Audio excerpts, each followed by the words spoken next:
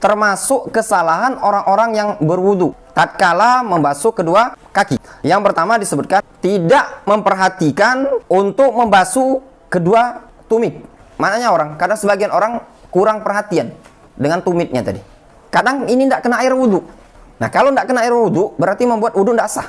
Disebutkan dalam hadis, liqaulin Nabi sallallahu alaihi wasallam, wailun lil aqabi minan nar. Celakalah tumit-tumit tersebut dari api neraka. Hadis riwayat Muslim dari Abdullah ibni Amr dan juga dari sahabat Abu Hurairah dengan lafaz wailun lil araqib minan nar. Celakalah araqib dari api neraka. Araqib adalah jamak dari urqub.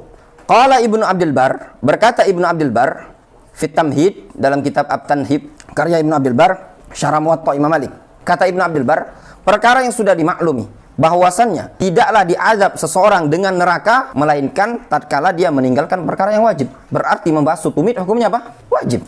Kesalahan yang kedua, tidak peduli di dalam membasuh kedua mata kaki. Kesalahan yang ketiga, tidak mempedulikan menggosok kedua kaki bersamaan butuh untuk digosok. Maknanya tidak menggosok kedua kaki dalam keadaan memang butuh untuk digosok. Butuh digosok tuh bisa jadi karena kakinya kotor. Dilihat kakinya bekas tanah segala macam, daki dan yang lain hitam-hitam. Kan butuh digosok kan? Supaya bersih masuk masjid, supaya nyaman.